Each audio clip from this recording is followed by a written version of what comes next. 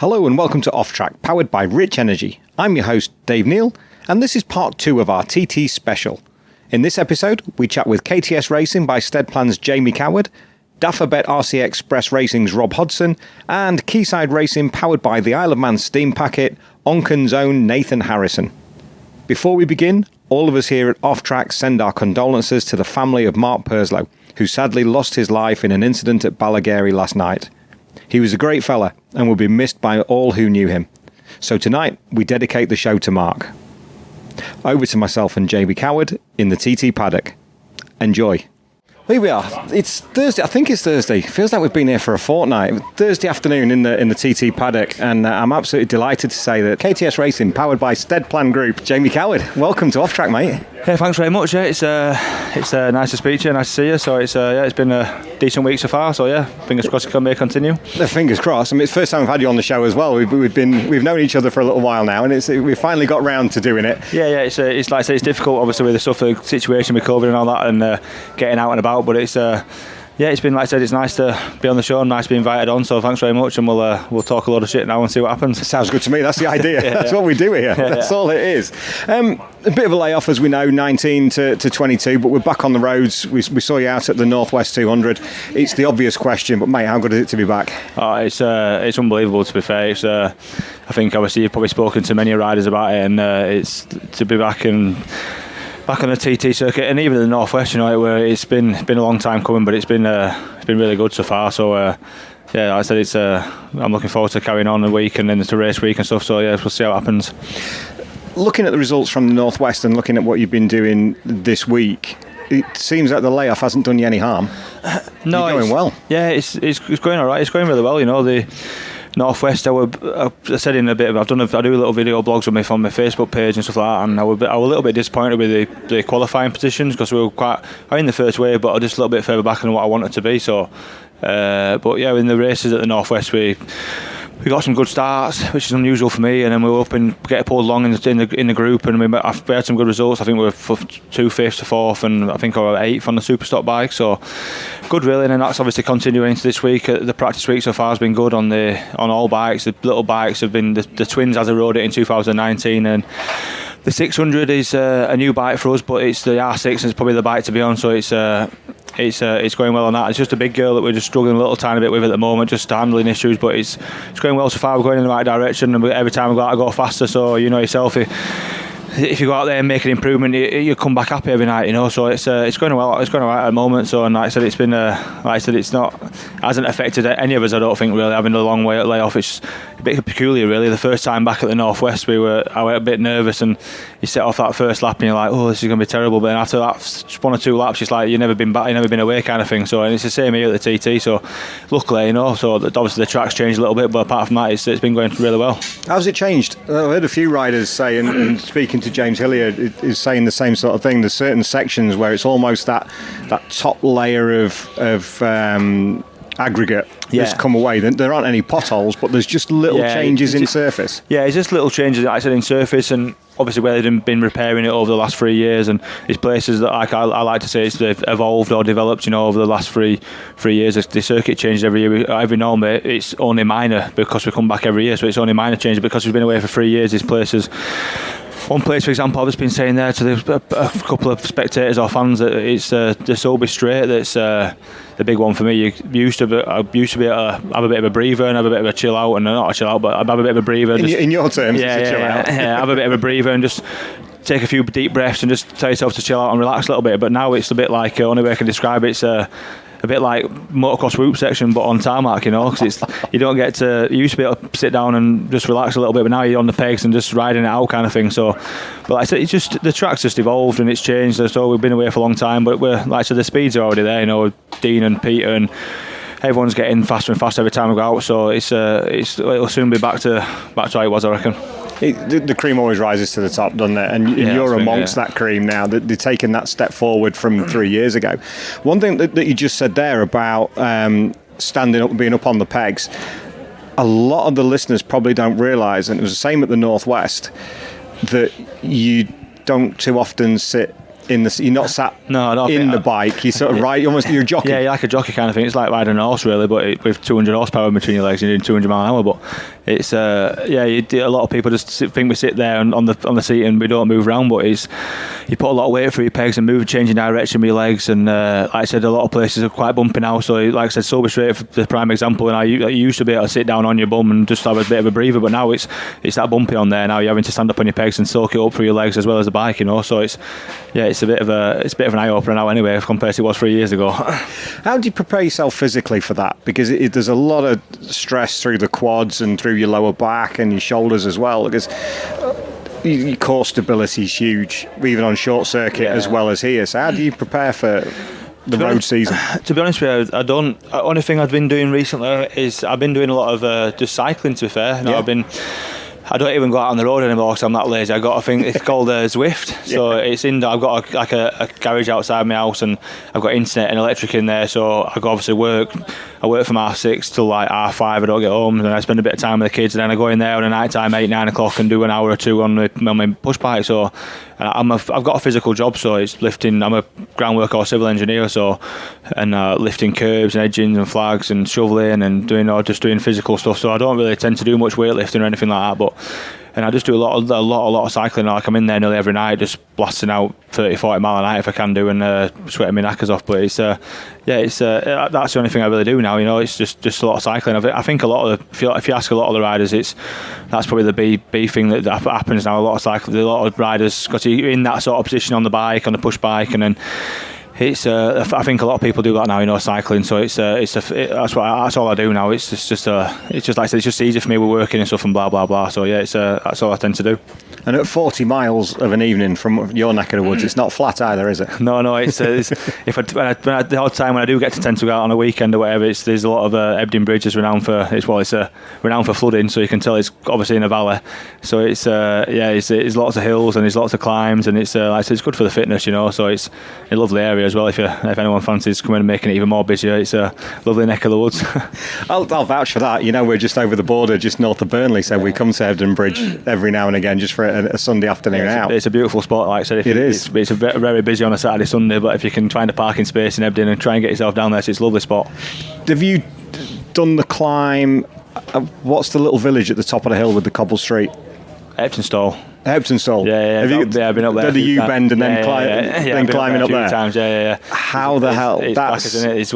There's one that side where you go up to Heptonstall, but there's another one just to the left that I don't think many people know about, and that's, I can't remember what they call it now, but it's called Blackstone Edge, I think, and that's really, really even steeper than Heptonstall Hill. So you tend to do like a bit of a loop, do that one first, and come back down around the turning circle and back up again if you can, if you're feeling energetic enough. So I can't even. I've been up and down there a few times in the car. So it's good for your fitness, and it's like I said, it's a lovely part of the world. And what's the pub at the top? Shepherd's Rest. Shepherd's Rest. There you go. You see? Yeah, Shepherd's Rest, and there's like I said, there's quite a few pubs. I don't often stop off, but I tend to maybe every now and then. Especially that one, because it's in the middle of nowhere. Yeah, exactly. Yeah. Nice views at the top there. Bringing it forward to the Isle of Man, we're back here after a 3-year break, and it's just so good to be back. You can feel it. Sad news last night, losing Mark Purslow, bless him. But aside from sometimes the inevitable, the paddock is buzzing.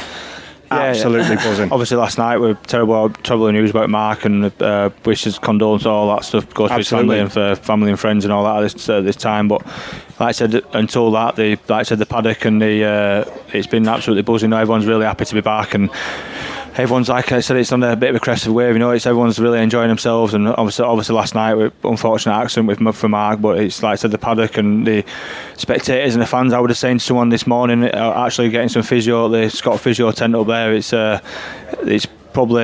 last night we stopped at the bungalow, obviously with the accident, and up there with like a race day at the bungalow. There was that many people up there. I was quite surprised. It was unbelievable, you know. And today, in the paddock, I said it's only Thursday practice week, and the paddock's absolutely booming. I've just ridden up to on my little bike, and the roads are absolutely chocker already. So it's obviously everyone else is happy to be back in the Isle of Man as well. They've obviously wanted to get back, itching to get back like us. So it's nice to see, and obviously the Islander do well from it, and like I said, the TT and everything. It's booming. It's mega.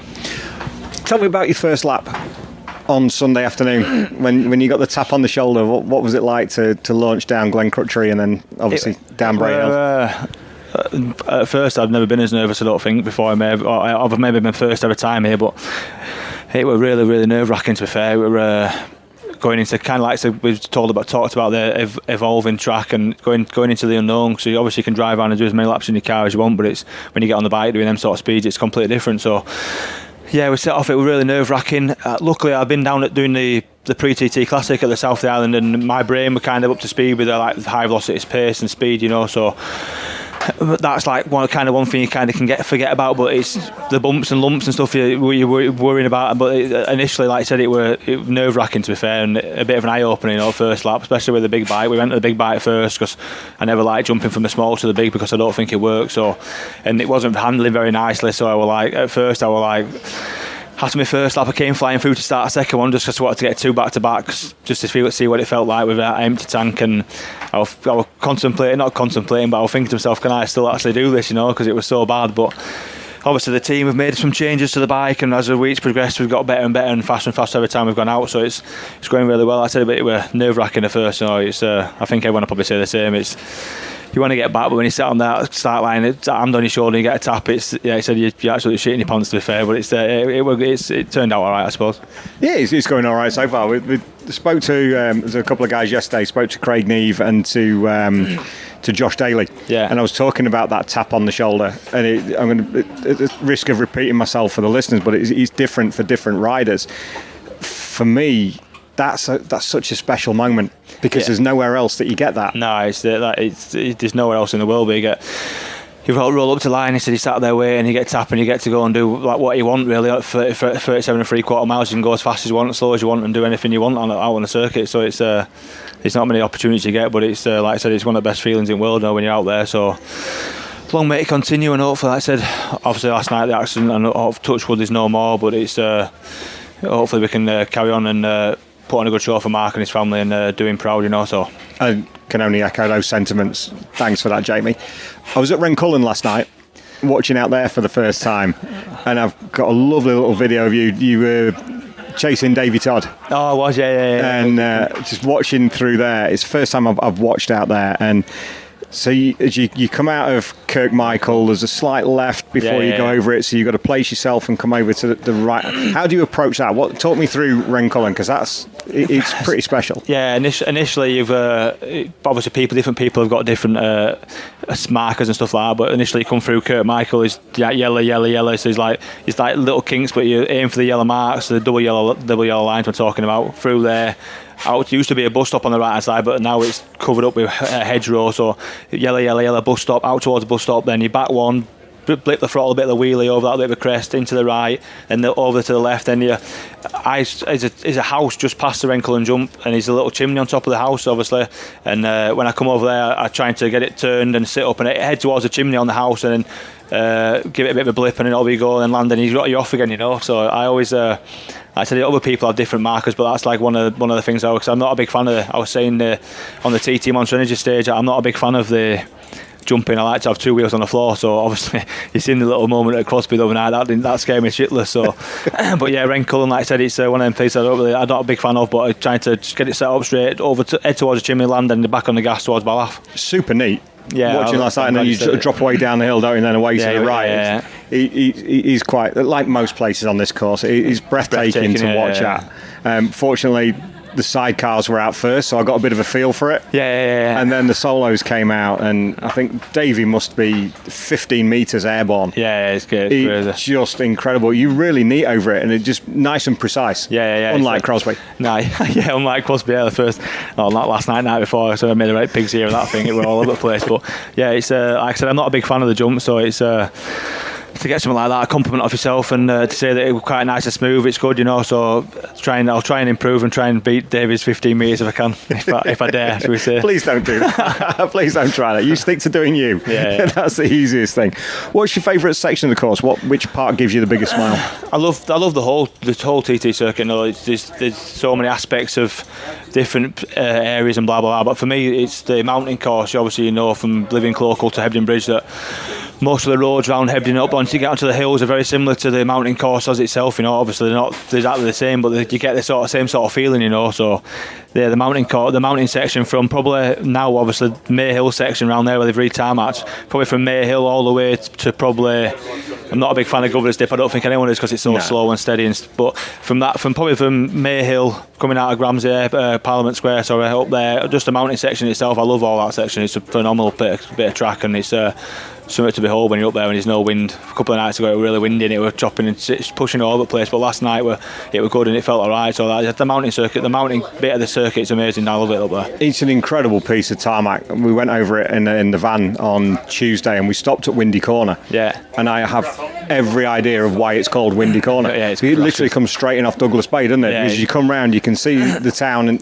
just down. It doesn't matter if it's there isn't anywhere wind anywhere else. There is wind there for some reason. I don't know why. Hello, Tomo. Tomo's giving me some sort of naughty gesture. I don't know why. I thought he liked me, but obviously he doesn't. Paul Thompson just comes wandering in, minding his own business, like crashing the podcast. I might come and see your rider so you can get your. I don't find it, mate. Me can't find it. You don't find it. So Paul Jordan's he's missing in action from the paddock. Nice to see you, Tomo. Nice to see you, Dave. As you were, Jamie. Oh yeah, sorry. Yeah. And that just sums up the paddock, doesn't it? Yeah, just a camaraderie between the teams and stuff. It's just. Like I said, it's something else, we're here to compete against each other, but during the day, it's like I said, everyone's just having a laugh and a good crack, and it's it's what the TT's about at the end of the day, it's good fun. Tell me what bikes you're running. What bikes you're running for TT Fortnight? We're running a big R1 for this time. I rode, obviously, last time I rode the R1, but it's the new spec generation R1 with a different chassis and engine spec and blah, blah, blah, and obviously under a different banner, different team, so... Like I said, it's been a bit of a first night, a bit of a pig, but with the team working hard and Simon's working hard, to get the bike set up a little better. Last night it felt really good on the first lap, and as the tank got a bit empty, it started throwing some shapes, but it's a bit more manageable, but not what I'd like it or not as the team would like it, So then onto the super sport bike is the R6, which is probably the B2 bike in the super sport class, or the go-to bike to be saying the super sport class. And that's been going really well. We were fairly quick last night until the red flag came out, unfortunately. But that's going really well. So I think, to be fair, we've done enough laps on that to qualify. So we're going to part that up now. Then we're on the Super Twin that we've rode in 2019, Kawasaki, the Z650 frame or the Z650 model. It's the one that's exactly the same bike as I rode in 2019 with a few modifications and changes, but. Yeah, that's going really well. We've only done 2 laps on that, standing start laps, and I think we're fastest in both sessions. We're fastest overall at the moment, so that's getting prepared now. It takes a long time. The little Super Twins are probably the hardest bike to work on, to be fair, because they're all bespoke and handmade, and that'll be sat there now. It'll probably engine come out, maybe check it over, give it a bit of a refresh, and then they'll put it all back together and get it ready for the race. And so we, like I said, it's for this next couple of nights we'll probably concentrate on the big bike and try and get that a bit better, and then we'll see what happens. We'll go from there. Had some good success on the Super Twin at the Northwest as well, didn't you? It seems to suit your style. Yeah, we had some good. I came from the classic racing background, so the smaller stuff kind of suits me. I kind of ride a bit better, but I like to stay and make a mark and stamp my authority on the big bike class if I can, because we're not doing too bad at the moment. We're on the super stock bike in the super bike class, and unfortunately for some reason at the TT, I don't know why, but they don't transfer the bike, your qualifying times from the super bike to the super stock bike. So last night I think we were second fastest in the super stock class and the 7th fastest in the super bike. So and that was on my first lap, and my second lap was a little bit faster, but unfortunately last night we were running out of, it seems to like fuel for some reason. We were running out of fuel quite early on in the lap, so I had to button it off and just roll home, so we lost quite a lot of time. But yeah, I'd like to try and make my mark on the big bike class if I can this season, or this year. So we'll, like I said, we'll spend the next couple of nights concentrating on that and see what we can do. There isn't an awful lot of data to share around the paddock for the R1, is there? Nobody's really run it as on consecutive seasons. It's Kawasaki, BMW, and the Honda, but the R1 seems to be coming to the fore slowly but surely. But there just isn't a huge amount of information that you can work with. Not many people really run them, and there was.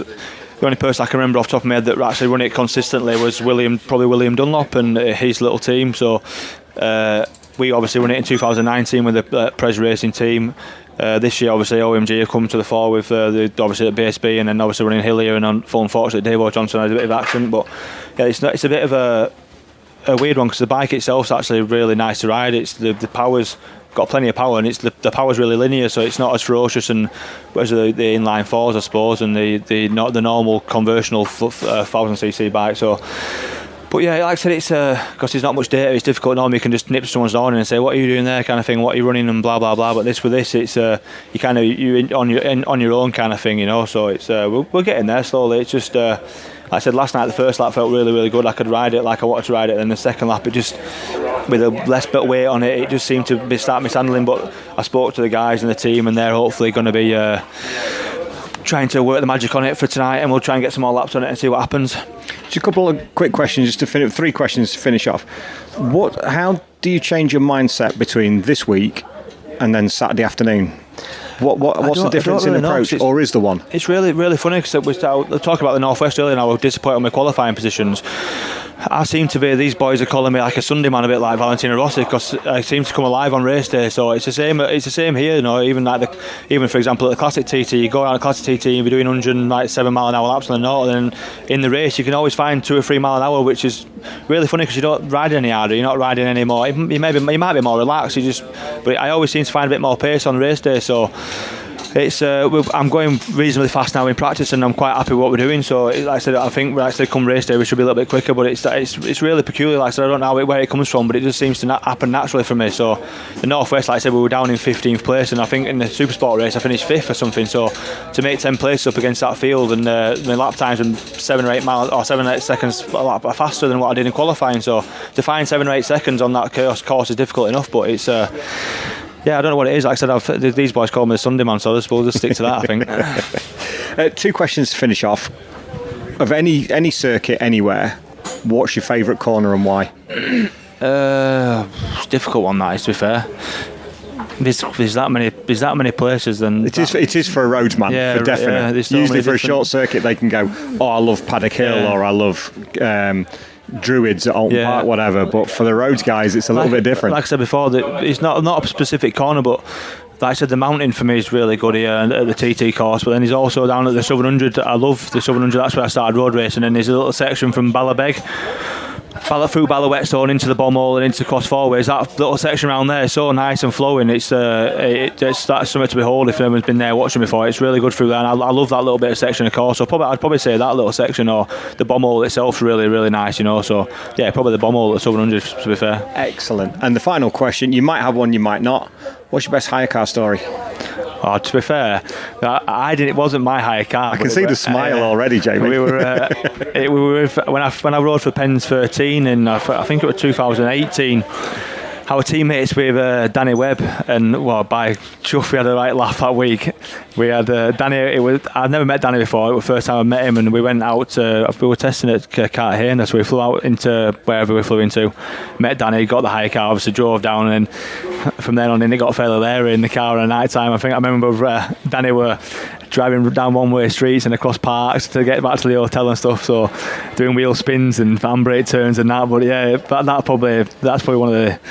I can't go into too much more detail. We did all sorts of stuff in it, but all sorts of other stuff in it. But yeah, that week or 3 or 4 days were cracking. You know, like I said, Danny's a good lad and he had a right laugh. Yeah, he's been on the podcast and he had a couple of hire car stories. So he's sort of that golden age of GP riding where you could kind of still get away with things a little bit. Where they almost turned up polished and valeted now when they give them back down there. Jamie, thank you so much for your time. I know it's a busy schedule, so I really appreciate you taking time out to talk to us. And let's catch up next week. But best of luck for the races, and we'll chat soon. Thank you very much. Cheers. Yeah, thanks. Good afternoon from the top end of the TT paddock. Same place as we were yesterday with Josh Daly, but well, no, he's from a similar part of the world, I think. Rob Hodson, Daffer Bet Racing. Welcome to Off Track. Thanks for having us. Yeah, we're both Wiganers, so yeah, not far. We're actually probably about a mile apart from Josh. So yeah, the Wigan massive in the paddock. This wasn't even planned, but we've still managed to get the Lancashire connection all there. That's it. Yeah. Get the best ones on together. I think that's a great idea, mate. How are you? Yeah, fine, thanks, Dave. Yeah, all good. We're progressing through practice and what have you. You know, so I can't complain. We're here on the Isle of Man, a bit overcast but warm, so there's nothing to complain about really. See, you're sat there in a t-shirt and I've got my hoodie and it's still losing colour and quality stuff, I tell you. Dirt and bits and pieces everywhere, looking a right scruff. But Mate, welcome back to road racing. Yeah. How cool is that? It's brilliant to be back. A few people have said, what's it like to be back and stuff like that, and it's been a long time coming. We since I sort of agreed to, did the deal with Dafabet Racing, we said, yeah, we'll go TT and Southern 100 and all these events, and then nothing happened, with the COVID stuff, and then here we are. So it's great to be back, but it's almost like we've never been away.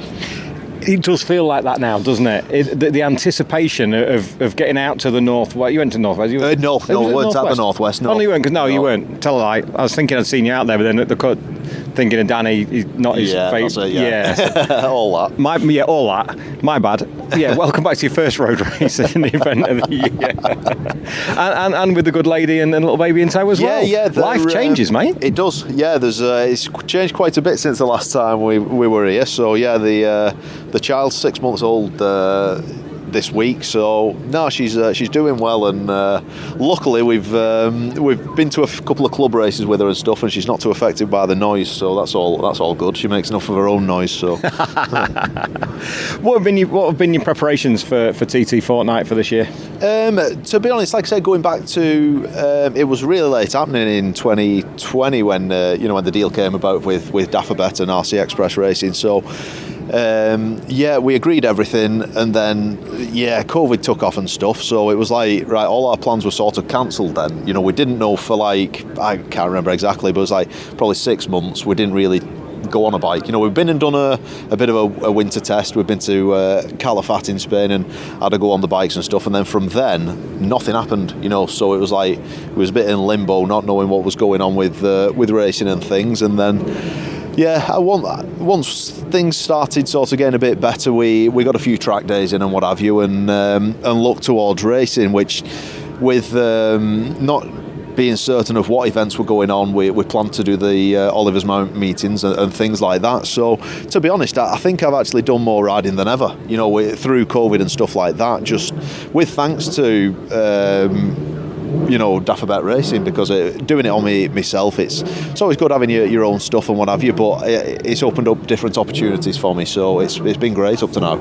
It was nice to see you up at Oliver's Mount for the Spring Cup last year. That was a good meeting. The weather wasn't particularly great. It was particularly spring at the time. No, that's it. You can never tell what it's going to do weather-wise up at Oliver's Mount. But yeah, I hadn't done an awful lot up there until joining the team. So it's been good to get up there and try and get stuck in. And we have progressed quite a bit and took a couple of wins as well. On the Classic Superbike the last time we went, took a win there, which was a really good race on Angus Greenall's ZXR 750. So it has been good to concentrate on things like that, because on the lead up to the TT, it's always a difficult one. You don't know how much to ride. You could injure yourself, or you don't want to damage the bikes and things. So on the run up to this, it's been brilliant. It's been such a big focus, hasn't it? And that's there's a danger of putting too much emphasis onto it, so it kind of affects your riding in the lead up to it, because you've always got this place on your mind. Yeah. This is always like whenever anyone asks what are your plans for the year, the first one that comes out is the TT, and everything fits around that. So yeah, you do want to do a lot of riding just to keep yourself sharp and get used to the bikes and things like that. But like I say, if you slip off, it's so easy to just break a wrist or a collarbone, and that's the job knackered. Just like with Dave Johnson, which prime example. He was. I suppose he's done a bit of racing back home and stuff like that, but just track days, unfortunately. That's all he had, was doing his Mac Park track days for Levi Day. Right, okay. Part of that school out in South Australia. Which is difficult. Yeah, that's it. And straight, into Alton Park, BSB, and in the Superbike class, it's there's no one hanging around. There's not one slow lad out there, and not this year. He's obviously trying to get used to the R1 on things, and it just went wrong, unfortunately. Just a simple high side, which can happen to the best of us, and he's missing the TT. But that's the worst case scenario, and it's just a game of luck, really. If it's obviously not meant to be for him this year, so I'm sure he'll be back next year and up the front. Sometimes it is, at the risk of being blunt, sometimes it's how the cookie crumbles. It's motorcycle racing, isn't it? It is, yeah. Like with him, you don't know which way your fate's going to fall. For him, it's obviously not meant to happen for him this year, but we're here and doing it, and yeah, you can only you can only go along with it, can't you? You can, yeah. You roll with it as it is. Did I see you were doing some endurance racing? Were you We've done some. a little bit of No Limits? Yeah, we've done some. Last year, we did the No Limits endurance. We didn't do them all, but pretty much all of them. With Josh Daly. So I think he did the first one. I'm not sure who his teammate was there, but after that we got involved with him, and yeah, it's been good. It's just something different, and you're getting a lot of bike time. It's just a different. It's similar to with the TT, a lot of lads are sort of pushing like a short circuit, but like for myself, you've got to sort of pace yourself a bit, and that's similar to how the endurance racing works. We do like 40 minutes on, 40 minutes off. So around a circuit like Donington National or something, 40 minutes is quite a long time. So it's quite physical, which is a massive help for bike fitness. We've been doing that. So and we ended up finishing. I think it was third in the championship with it. So it was good. We did the 8 hour at Brands at the end of the year, so that was another interesting one. Finishing the race, it was pretty much dark, so it's just good fun, and that's what it's been about. We've had a good couple of years just enjoying it. And that's the important thing. Well, what's your background in racing? I know your dad races, Jim. Yeah. Big So Jim's. He's had a couple of years at it. Yeah, he's been doing it since long before I was born. So he's always done it, and then. It was sort of like I've always came over. This was our family holiday coming to the Isle of Man TT. So I've always known what it's all about, but not for a long time did I ever think I'll end up doing that. It's always like a thing you think, I wonder if I'll ever do that or something. But I mean, to be honest, we don't come from a big money family or anything like that. So it wasn't until 2005. Well, once I'd left school and got a job. I could get a bike, prep it, and to be honest, like having my dad around was great for not cutting corners, but like I could cut out the bits that a lot of lads have to go through. Like riding terrible bikes or whatever. We was guided right, so it saved a lot of time and expense that way. That was a 125 Aprilia, so I really enjoyed a couple of years on that, and then we moved on to. A 125 Honda, which was an experience that ended up costing a lot of money, but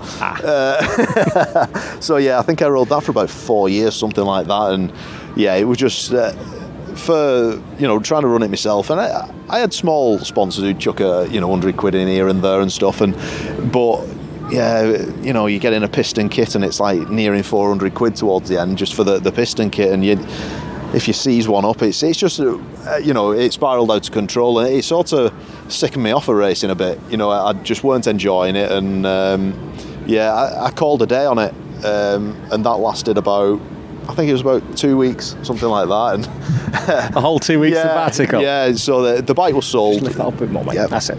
The bike was sold, and then a family friend of ours, John Hilton, and his father.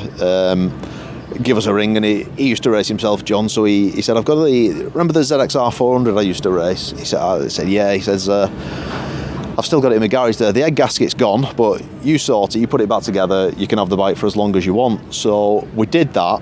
Unfortunately, that led on to other things, and 5 engines later, I'm no better off. But no, I've got a huge thanks to John and his dad, because they put a lot of effort into it, and we got there in the end. We won a couple of club championships with it, which was good. We had some really good times with it. So and then after that, I ended up with my own R6. So it's. That was a challenge as well, because you're always up against. I suppose whoever you get on, it's all a very money orientated sport, isn't it? So you can only do what you can afford. But I had some great memories with the R6, and we've still got it now because that was passed on to my brother Jamie. So we've kept all of that, just for sentimental reasons, and I think we'll probably get it out again at some point, whether it be parade laps or race it. I don't know what we'll do with it exactly, but it's good to just keep all of that, So so we're I feel like it's we've had some great times over here and stuff like that, and hopefully we can add to them this week, I should sincerely hope so. It seems that the pace is kind of already up there. Kind of amongst sort of the top 2 or 3%, let's say, for that. With yours heading towards the top 10, everything's going in the right direction. You got a great team around you with Sean and Danny and the rest of the team, and this. Would it be fair to say this is your best start to a TT week with the team? In terms of setup and your direction? I think you're probably right. Yeah, I mean, we've got I've got a full stable of decent bikes there. You know, they're all great. The Super Twin that Adam prepares here on the Isle of Man. I know that's right. You know, it's got plenty of pedigree behind it, and I was a bit wary of. I mean, he said it is right. And he said they've not changed much suspension-wise, no matter what rider they've had on it. So I was thinking, I hope it suits, because if I come and I, turn it inside out and and all this. But we went out on Sunday. We had a bit of an issue with it, just with a fuel pump, something and nothing. So that was that practice knackered. But we went out on Tuesday on it. My first ever 2 laps on it, and the first lap was 115, and the second was 117. So it was right, it felt good. Circulated with Gary Johnson as well, so it was good to, see what he was doing differently, if anything. And we had a good do around the circuit, so it was good to get some laps on that and know that, if I had to race it tomorrow, that we could get on with it. And the Yamaha R6 that's been built for me, it's that's one of those bikes that's just felt right as well, whether it be short circuit. I mean, we've not done massive amounts on it, just a bit at Oliver's Mount and a couple of club races and things, but that just feels good, but the times being spent on the ZX10 are the big bikes are always a struggle. They're not, I wouldn't say they're nice to ride. You've just got to get them as nice as you can and manhandle them around, which is just the nature of them. It's the same at short circuit or road racing, but round here there's so many things you can change, and there's a massive compromise between the lower bumpy stuff and the mountain as well. So we're getting there. We just had Richard from Maxton Suspension round and had a chat about a few things, and hopefully we've got, we've been too soft, we've been too hard, and was in the middle but not quite right. So I think we've hopefully got it sorted now. So what were the first couple of laps like on the big bike this week? There was a bit of an eye opener, to be honest, because we'd been at the end of last week I was racing down at Castletown on the classic the classic bikes, the Ruthless Racing Honda 350 and 500. So that was good. We enjoyed it down there. I'm no I wouldn't class myself as a classic bike specialist. I'm pretty new to it, but I'm picking up bits of it, and I'm learning. I know how to ride them half all right now. So it was good to reward the team with a podium down there, second place in the 350 race. So that was good. But going back to your question, it was jumping off them and then onto the 200 odd horsepower ZX10 down Bray Hill. It was like a video on fast forward. So it was a bit of a shock. But by the time you got to I can't even think of the name of it now. God, really bad with names. Beyond Braddon. Braddon, that's the one. You get to there and it's sort of, you've got to. I already know the bike, the riding position of it and how it delivers the power and things. But then you set off towards Ballagary and things like that, and it's like, wow, this is really quick. It's. But you soon get into it, you forget about that, and you're just concentrating on what you're doing. But it was good. Like I said, the suspension was a bit soft to start with, but it was good to get our eye in and see what it was all about. So obviously that's our first couple of laps on the ZX10. Previously I've been on a BMW, so it's a completely different thing. What are the differences in layman's terms? What's the difference between the BM and the Kawasaki? There's similarities and there's differences, but like the Kawasaki pulls so strong from 0 revs. It's got loads of bottom end power. The BMW is possibly a bit stronger top speed, but I think there's more advantage having low bottom end power around here, just to pull you out the corners and things. So handling wise, they seem very similar. We know the window we need to work in with the ZX10. So I think by the time Saturday's Superbike race comes, I think we should be near enough.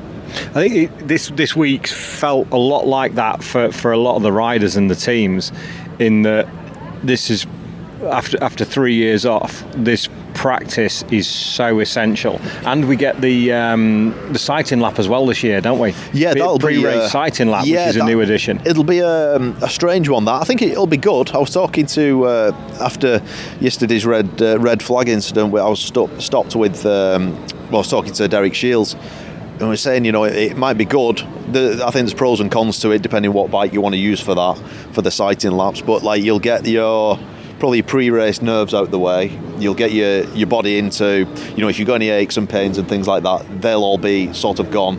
So I think it'll be a good thing. Do you think it's going to up the speed from a standing start? Definitely, yeah. Obviously, everyone will have new tyres on, maybe not front, but new tyres on, so that'll just... but mind you, I think everyone's just going from the word go now, aren't they? There's no taking it easy for 3 miles and scrubbing tyres in anymore. It's just head down and going for it. It's amazing how many TTs have you done now? This one, my first TT was 2016. Okay.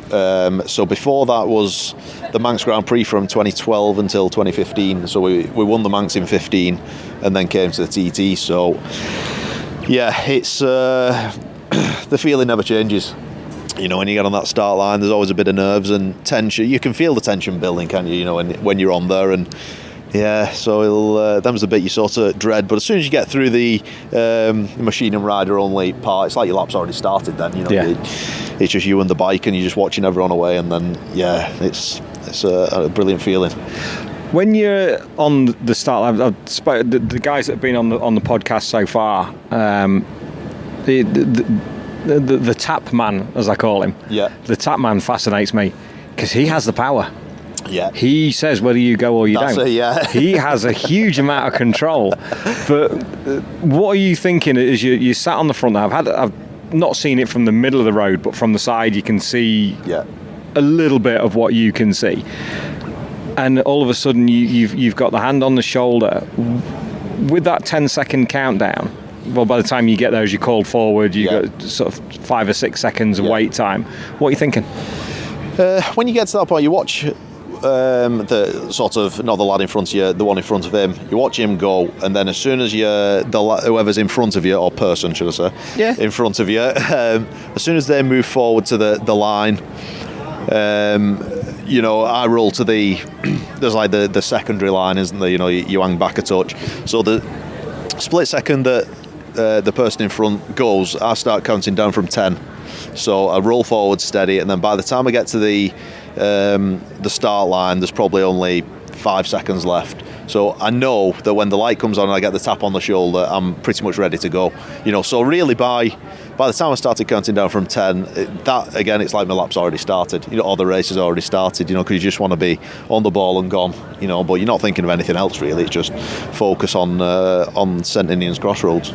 How does your lap unfold? When you go in, do you go point to point to point, or are you 2 or 3 corners ahead? How it fascinates me of the rider's mind, because I'm never ever going to experience it. 105 in James Hillier's transit van on Tuesday just doesn't cover it over the mountain.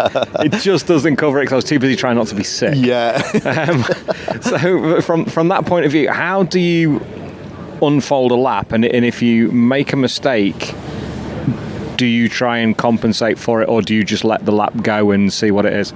It's probably 2 questions there, sorry. It's a difficult one really. I mean, for your first part of your question, once starting at the start line, by the time you set off, once you're away and into like 2nd, 3rd, 4th gear, you're thinking about the top of the crossroads, and as soon as you hit that, you've done that, you're thinking about like where it changes direction at the top of top of Bray Hill, and on the rundown, as soon as you've hit the top, you're thinking about the dip at the bottom. So you're probably maybe 100 metres in front all the time. That's how I work. You've got your mindset of 100 metres. You always know what's coming next, and not so much preparation, but it's just knowing what's coming and what you're going to do. But as like I said, the first, I think it was Sunday, we went out on the ZX10, and I went out, did a couple of laps, came in, and I think it was Roy Constable said 120 that. Oh geez, it felt like 130 that, but just because I was thinking what was bang in front of me, my mindset weren't I weren't thinking 100 metres down the road, so everything was all like it was at 200 mile an hour, but now we're 4 days into practice or whatever, and my mind's slowed down. You can think further and further ahead, which by the time a race comes, if you've got your pit boards or whatever, you're thinking even further than that ahead, just because you're that up to speed. So it's one of it is just bike time and getting out there and doing the laps.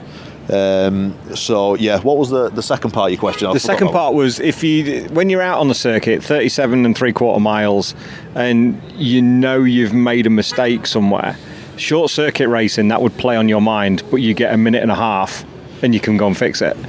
Yeah. With the length of the track here, does it play on your mind, or do you just literally think, forget it, it's gone, let's just carry on?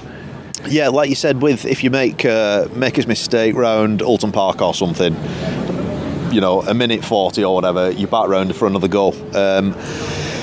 But I would say here, because if you make a mistake, just going through Glen Ellen or something, you're a bit wide or whatever, it's that fast, and there's so many corners to go at, you've sort of forgot about that mistake and you're concentrating on what's in front of you. So if you come around and your lap's terrible, it is what it is. You've still had to try like mad to get back.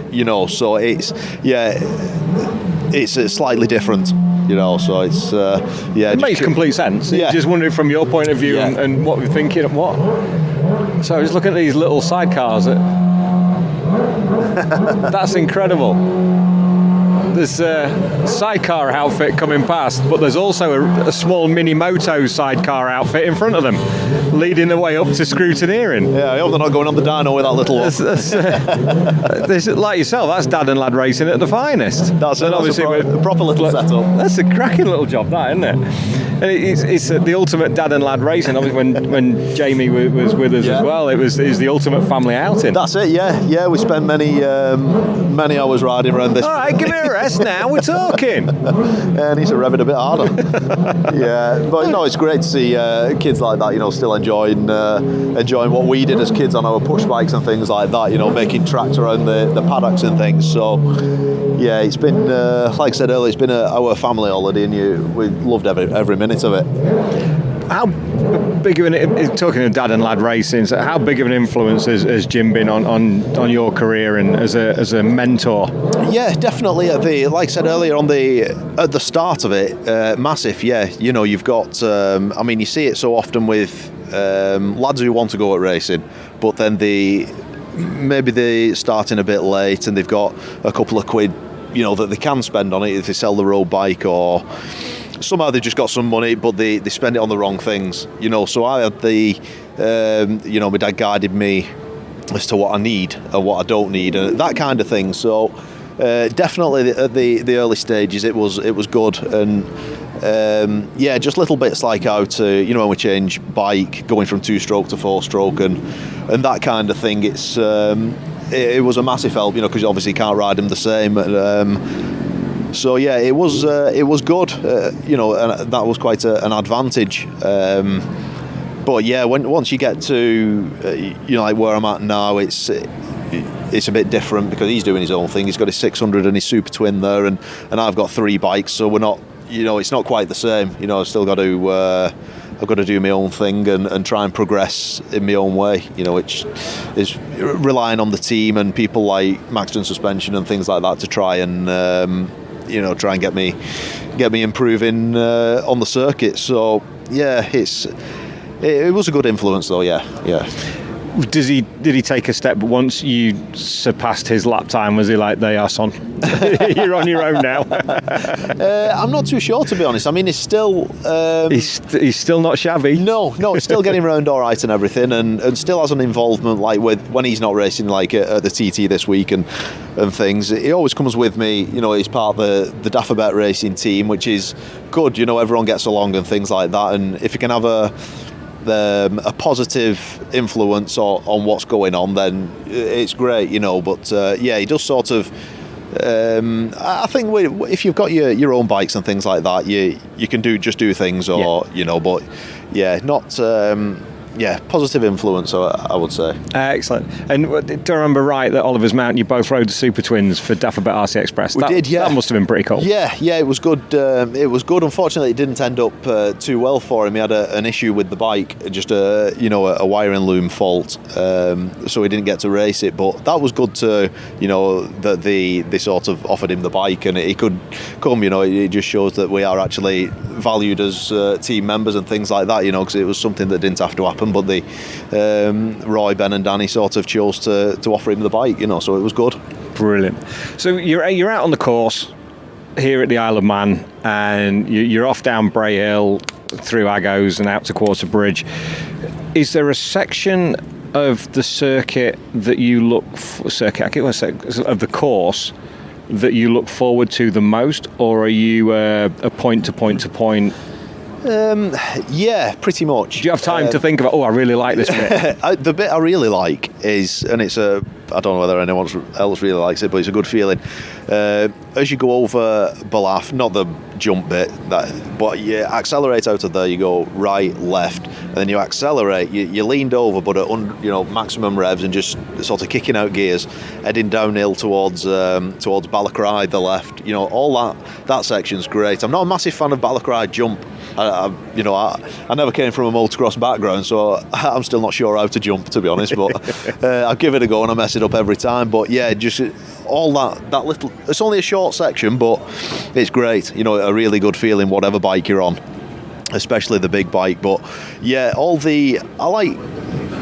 it's difficult to say because I enjoy the bottom half of the circuit with the bumps and things, but then you get to Ramsey Open and it's like going onto a different course, with how smooth the mountain is and things. And I was never a massive fan of the mountain because of its lack of reference points, as a newcomer and learning my way around. But now I really enjoy it, I can sort of get stuck in and but as a favourite section, I've got to say probably from Balaf to Ramsey. Yeah, fair enough. I like that. Fair chunk.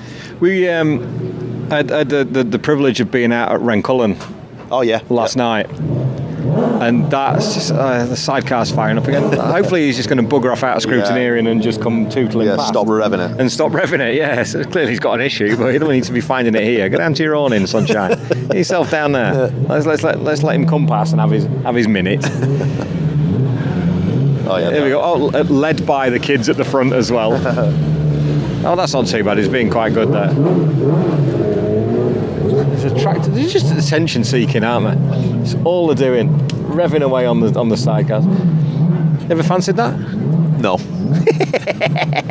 you want to think about that? It's a very straight answer, right? Yeah. We was on about it after the red flag yesterday. Was saying, would you ever have because we was at the bottom of Bagarrow and looking how steep the hill is, looking up it, and the dip at the bottom. He said half the thing I think it would be for me on a sidecar if I were driving is coming, especially after riding a bike around here, is as you come down, there's a massive, there's a compression at the bottom, isn't there? And it'd be getting too close to the wall, and. Well, from a solo perspective, you're an awful lot closer than the sidecar driver. Yeah. And the passenger's going to be like... Well, that's it, yeah. I'll be scared by the time you get I'll be scared of taking the passenger out, so... Yeah, no, not... I'll possibly have a go to passenger on a short circuit, but not around here, not for me. It is one of those, isn't it, where it's all a bit strange. I spoke to Jamie Coward a little bit earlier about Rencullen. So I've seen it from the side. What's your approach? Because like Jamie, you're quite smooth through there. You can tell you're not a motocrosser. Yeah. You could tell the boys that have and those that haven't, because the front wheel comes up, you've no choice about that. But the back wheel stayed fairly well planted there, because I don't know whether it was your line through it, your approach. Yeah. Davey Todd was like 15 metres airborne, tucked in, just pinned. Yeah. And you were pinned, but you were just nice and smooth over it. Yeah. What's your approach? I think there's there's obviously a couple of different approaches, but you run up to it, you go into the right and then flick it left, and you can power out. And I think if you consciously take your weight off the bike, you will do a jump out of there. But most of the time, if you just take the speed round, and it will just lift the front. So after that, you want to carry the speed because you lead onto the next. It's like a double right. You have to carry your speed because you leaned over, and as soon as you stand the bike up, it sort of goes from high revs to from the becomes edge a of bit the tyre lazy. to the centre of the tyre. Yeah. So it's I think I need some motocross lessons if that's the case, judging from your review there.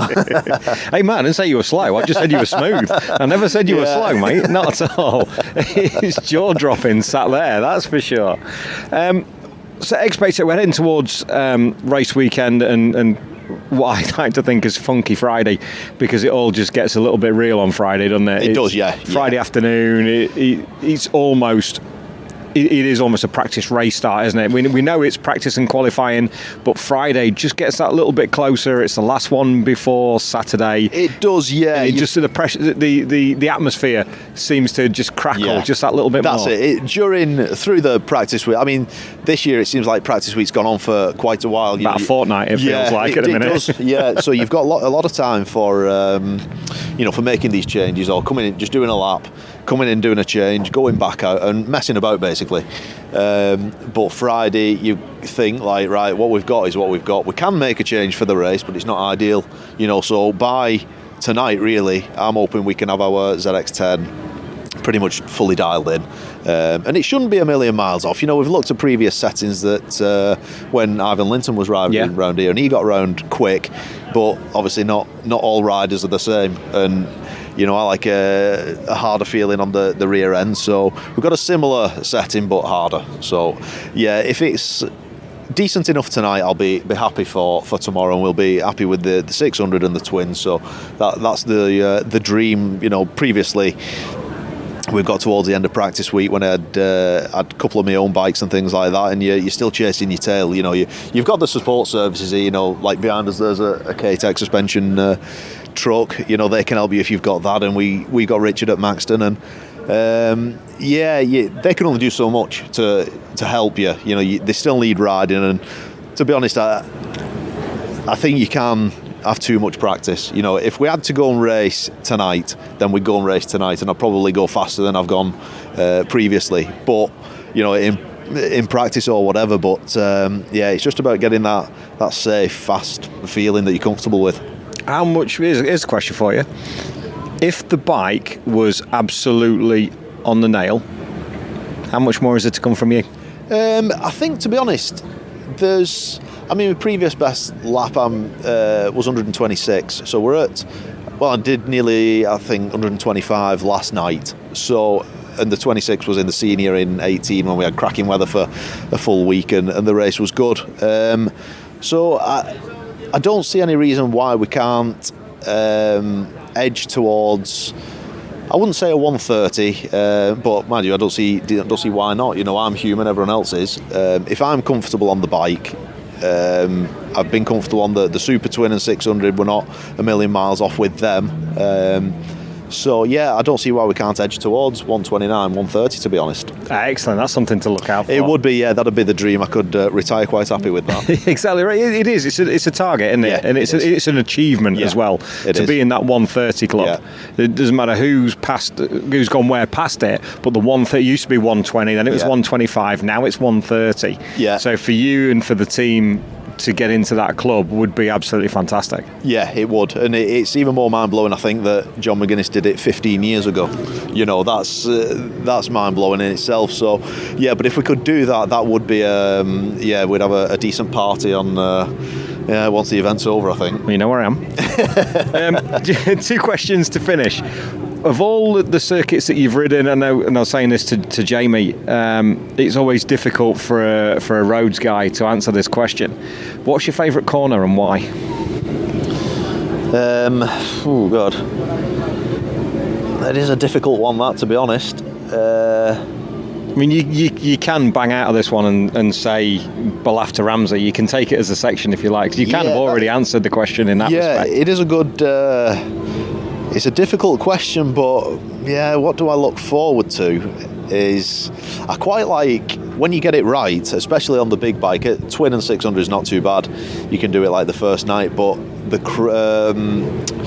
left of Crosby on the run down, come out to Ballagary, run down, and that left where you can hold it flat out on the smaller bikes, and I suppose you can do it on the bigger bike, but only when you're comfortable with it, So when you get it right, the apex right, and run straight out towards the curb, and you head towards the jump, that's a really rewarding corner. So I've got to say Crosby. I'm just going to throw another a quick question into that. As we went out last night, I went out with one of the photographers, Steve McClement from Double Red, and we're going through Gorse Lee, and that's one of his favourite places to photograph, and that looks seriously quick. What's that like for you? It is good. As you come out of Greba Bridge, that's not a bad little corner, even though it's off camber. It could catch you out quite easy. From that moment, you get your power on and the bike stood up, and I think the right kink just before it, you've got to get that right. Dip into it and get wide out towards where the spectators are. So it's got to be some place to watch that. And that's another one, similar to like how Crosby is. Yes. When you get it right, it's right. But when you're a bit hesitant, it just feels like you've ruined your lap. Even though you've not, it just feels. It's like it's so rewarding to get it right. But so a quick shake of the head and then just pin it and carry on. Get down towards Ballacrane then. Because you need that. It's a slingshot, isn't it? From it is, to that. And that's what I think a good lap round here is. It's just one section linking to another, and maybe rolling off a touch earlier and getting on the power earlier, that kind of thing. Which. Yeah, being a rider of smaller bikes for years, I struggle with, up until recently to adapt. Yeah. So if we can nail that, we should be all right. I like the sound of that. Final question: what's your best hire car story? Best hire car story. I think that's got to be. We weren't even at a race meeting, and we'd been down to. In fact, I'm not going to go into too much detail. I drove it back along this promenade. Amazing, before you start, it's amazing how many people they see sit up, their face lights up, and they go, "Hey, oh no, I can't tell you that one." Or they change names, and all of a sudden you get so excited, and then go, "Shit, I can't say that." Sorry, carry on. A friend of mine, after a night out, drove it back on it's when they had roadworks down on the prom, on the wrong side of the Harris fencing. So that weren't great, and we got up in the morning, and there weren't a mark on the car, which was very surprising. So he drove down through the roadworks. Friend of mine, so it was. Unfortunately, I can't go into too much detail on that. But we've not trashed one. If that's what you're getting. You haven't gone fifth to first or anything like that, then. No. There's a few of those, I'll tell you. There's an awful lot of those hanging out. Yeah, exactly that. There's a load of gears on the floor. As the arse falls out the bottom end of the engine and the gearbox is in a million pieces. Rob Hodson, Daffabet RC Express Racing. Thank you so much for joining us, mate. Thank you for your time. I know there's a lot going on at the minute, but I appreciate your time, and let's catch up next week when we've got a couple of races. It's been great to come on and have a chat, and I just want to send our condolences out to Mark Pursell's family and friends and team. Absolutely, and we echo that, all of us off track. Thank you for that, mate. We'll speak to you soon. Thank you. Well, the final chat from today, we're sat outside the Rich Club and overlooking the grandstand at the top end of the paddock, and I'm absolutely delighted to say Nathan Harrison, local man, and mate, you're a bit rapid this week already. Nathan Harrison, welcome to Off Track. Yeah, thanks very much for having me. It's great to be back at the TT Grandstand once again. 3 years, it feels like a lifetime, but like you say, it's my first TT, so it's great to be amongst it all, and it's great to see everybody back and everybody happy and everybody loving it. So first time, we'll come on to that shortly, because it's a hell of a story. Yeah. So why don't we start right back at the beginning, and how did it all start for you as a Manxman? So basically, my dad was a racer himself, and then he went to be a traveller marshal, so the guys that go around on the bikes with the big yellow jackets on. And from the age of like 4, 5, I was always like a Joey Dunlop man. I wasn't into like Peppa Pig, if you like, or whatever it was back then. I always wanted to watch Joey Dunlop DVDs and whatever else, and I was begging my mum and dad for a bike when I was younger, and my mum wasn't really for it, but my dad was seeing going back to notice boards, seeing a KTM 50 in the notice board in the Unken Co-op, and he was like begging my mum, can we get it for him for his 5th birthday? And my mum was having none of it, and then all of a sudden he managed to persuade her. I come out on my 5th birthday morning and I had a KTM 50 sat there, and it escalated from there really. I was riding that round on my 5th birthday all day in the garden. My dad was chasing me around all day. And then I went into the schoolboy motocross in the Isle of Man, worked up, and all I was thinking about was getting to the age of 12 where you have to be to get to the next level to go to like the roads circuit racing. And then that's when I went into the Aprilia Super Teens and worked my way up. But I've had like a few injuries on the way, a few accidents. In 2012, I broke my femur in a start line crash at Derby in the Isle of Man, so that reeled me out for a year. Obviously at a young age, and then I got back on. I had another good year in the Super Teens, and then got onto a 650. It was good, progressing. Then in 2015, I had a massive smash and broke. Probably easy to tell you what I didn't break, but I broke both my collarbones, my back, both my femurs, my hip, my tibia and fibia, my ankle, and I had a cage on for a year. So I was in and out of hospital for like 2 years, getting operations. So I basically lost another 2 years of my young career, if you like. So I would have liked to come to the TT a bit earlier. I know I'm 23 now, but I'd like to have come a bit earlier. But it's kind of worked because now I'm a bit more wiser, if you like. I know I'm young, but I've been through pain and experienced it, and I know where I want to be at, and I know what it's like to get hurt. So I think about things a little bit more, and I think on the roads it's probably the best way to be, because like you say, there's no forgiveness around the TT course or any road, if you like. There isn't. I mean, that's quite a catalogue of injuries from that last incident. Whereabouts was that? So that was at Derby, just at the short circuit. Again, every time I went to Derby, I ended up in hospital. Please don't go anymore. Yeah, I don't go to Derby anymore for that reason. Everyone says, you're not racing back at Derby anymore, and I said, I've been there twice, I'm not going for a third time. So yeah, no, that was just at Derby. Like, it's a place that you wouldn't expect to happen. It was just a cold tyre. And yeah, ended up coming away, don't remember any of it. Woke up in Nobles, and they were getting ready to ship me out, and had blood all over the room, everything everywhere, and I was like, what's going on here? I was in and out for a week. I was just didn't really know what was going on, and then yeah, luckily I had amazing surgeons in the Royal in Liverpool that put me back together and has got me back to where I am today. Tell us about your first week at the TT, because it is phenomenal to see you here, and you went through the Manx. Yeah, the Manx GP first. Tell us about that. Yeah. So in 2018, I was always the type of person I wanted to like build up kind of slowly, if you like. So I went to the Manx Grand Prix in 2018. I did the newcomers Manx. I was leading that race, and then my bike blew up. So I managed to finish the senior. I think I finished 13th in the first senior, but I didn't want to go to the TT until I'd done 120 on a 600. So I went back to the Manx Grand Prix one more year in 2019, just before COVID. I ended up winning the junior and senior race, doing 122 mile an hour lap in the last lap of the senior race, and then that put me in good stead for the TT. Obviously, COVID then come along, which we all know about. Which I think personally worked in my favour, because I'd never ridden a big 1000cc engine before. So obviously the Manx Grand Prix finishes, and I always say when the Manx Grand Prix finishes, it's basically the end of the season, because there's not much after the Manx Grand Prix other than a few BSB rounds or whatever else.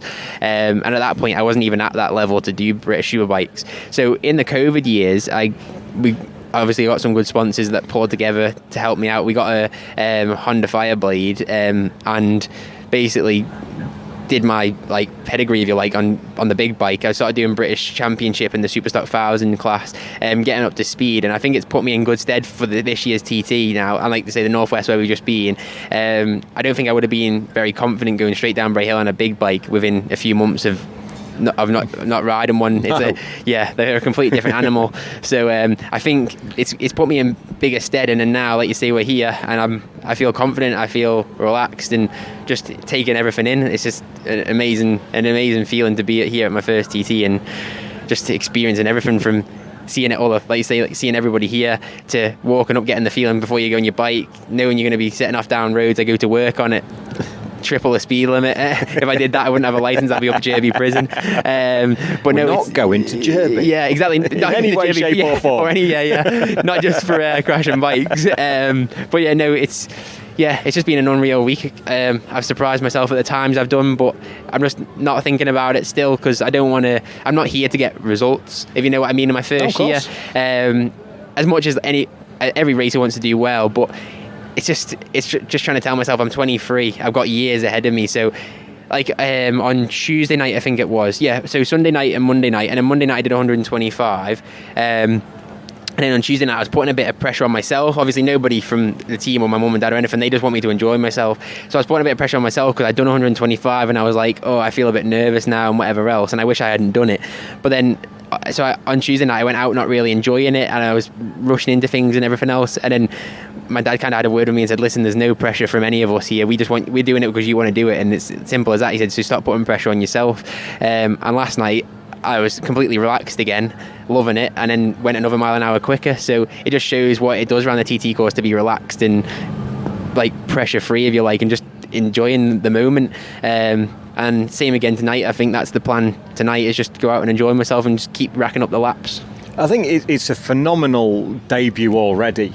When you look at some of the guys that are coming through, that they're maybe on their third or fourth year, and they're just tickling into the sort of the 120s, 122s, which is still super fast. Yeah. Regardless of whether you're at the front or whether you're one of the guys who are sort of towards the rear. Phenomenal speeds around here. It absolutely beggars belief for me. But before we talk about TT Week as a whole, just take a step back to the Northwest. And so was that your first time out on the big bike? On the roads? Yeah, so the Northwest, it was my second Northwest. I did the Northwest once in 2019 just on a 600, so that was getting me in prep for the Manx Grand Prix. And then I went back to the Northwest because I wanted to kind of see what a 1,000 felt like at 200 mile an hour. Yeah, before I come to the TT. Exactly. 36 seconons or something like that on full gas. Yeah, it's unreal. So I kind of said to my dad, we had a bit of trouble before there with the bike letting us down at Alton Park and costing us a load of money, and maybe money that we didn't really have, but my dad's pulled it out the bag to make it happen because he knows it's what I've dreamed for as the TT. So I went to the Northwest, and again it was my first run out on 1,000, and I come away with a 7th in the Superstock race and 10th in the big bike race, racing with people that I've grew up watching, chasing. It makes me laugh now because people ask me, can I have a poster or whatever, and I always say that was me, like not even that long ago really. Not at 23. Yeah, exactly. I'm 23, so not that long ago, and I was probably John McGuinness's worst pest, chasing around asking for the same poster I've had every single night, the night before and the night before that. But yeah, no, it was an unreal experience. Like I think I did 202 mile an hour through the speed trap on a Superstock bike, and it's kind of there's nothing like going down Bray Hill, like nothing like it on a big bike, but it did get me instead, and I just wanted to build up and see what it felt like on a road, and it definitely has helped. Here's a question for you. You can either embellish it or you can tell me the truth. Did you go flat through station? Do you know what? The 600, was it 600 first? Yeah, so it was the 600 first. That helped. So I was bang straight through because I knew what it was like on a 600. But the 1,000, I got to it and I just give it a little roll because I was like, let me just see what it does. And then the second lap, I just thought, do you know what? Why not? And I hit it, and I was like, just kind of squeezed everything in and tried it. And once you've done it once, it's a bit like Crosby here. I would still say I'm being a bit of a pussy, if you like, going through there. I'm just cranking the throttle a little bit, but it's I'm just going through there and just cranking it. But I don't know if you lose that much speed, because if you crank it off a little bit and then steer it in, you're going to get the drive out of the corner. So it's a bit of a mismatch. But yeah, station I did end up hitting flat out. This is something that talking to James Hillier and a couple of other riders that have done station a few more times than you, that little bit of experience. A lot of the guys seem to roll off before it and then are flat through it, but they get the slingshot effect through it in that case. So you're not on the big bike, pinned all the way down, bit of counter steering and 3 Hail Marys and you're through. Yeah. There's a small art to it, so to roll off is right. Yeah. To then take the momentum through it, and I think it's very similar at Crosby. He says sat here like he knows what he's doing. No, definitely, I agree on that 100%. Like, you can see the boys that can hold it flat out, but then you're worrying about running wide, and obviously the curb comes out at Crosby and on the way out. So if you go through there full hole, and I don't care what you say, there's no way you're 100% throttle. You can't. I don't think you can be without it unsettling and running right to the curb. I just think, like you say, personally, if you come into it, you're basically flat out into it. You just give it. It's literally like a second of that, just tip it in and squirt. That second just gives you that time to line up and get the drive out, because the TT course is all about it's always about thinking ahead and speed ahead. Because like you say, if you carry a little bit more speed through Crosby, you've got all the way over Crosby jumping into the Greba Castle that you're going to be carrying speed, which is easy time to make up, I see. When you're sat up on we started on Sunday afternoon, didn't we? And you've done the Manx, you've done the great things at the Manx at the Manx GP, but you sat up there on Sunday night, or Sunday afternoon, should I say, for the first time at the full TT. Tapman's got his hand on your shoulder. What are you thinking? Well, my honest opinion, when I went down Bray Hill, I was thinking, what the hell am I doing on this thing? That's my honest answer. The first lap, I was like, what? Even it got down Bray Hill, I was going down into Braddon, and I was like, what am I actually doing? It just doesn't feel real. Everything was just like, it's a feeling you can't really explain. Like everything's coming so quick because your brain isn't ready for it. As much as you prepare, and like I obviously live here, and I was doing laps all winter, laps in the week before, but that's it. Legal speeds. I better say that in case I wasn't. But I would agree with that. It's legal speeds, definitely. Yeah, but like, you know what I mean? It's not 160 plus like through a village, if you know what I mean. It changes the whole dynamic, doesn't it? You know where the road goes. Yeah. So that's basically the only thing it's for is getting a position in the road and knowing where you go and go driving around. But like you say, when I went down there on the big bike, because my dad was like, "Are you sure you don't want to go on the 600 first and get up to speed?" And I was like, "Do you know what? Let's just have a baptism of fire and see what it's like." Absolutely the right thing to do. Yeah. So that's what we did, and he was like, "Okay." My dad always just does whatever I want to do. He's like the easiest going person ever.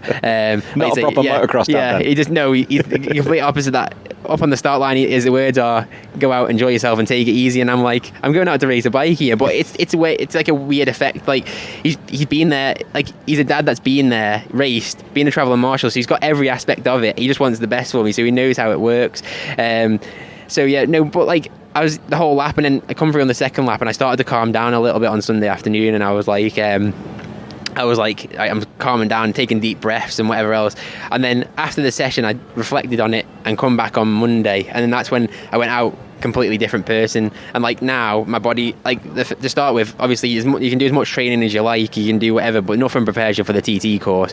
My body was in bits, like aching everywhere. But I was just saying this morning, I think my body's actually used to it now, because this morning I've woke up and I've got no aches or pains, which Excellent. is good. I've been to my physio and everything, and she's helped me out. So I think it's just time. It's just laps around the TT course, which we've had plenty of this week, luckily. It's been a great week for it, hasn't it? The weather's been fantastic.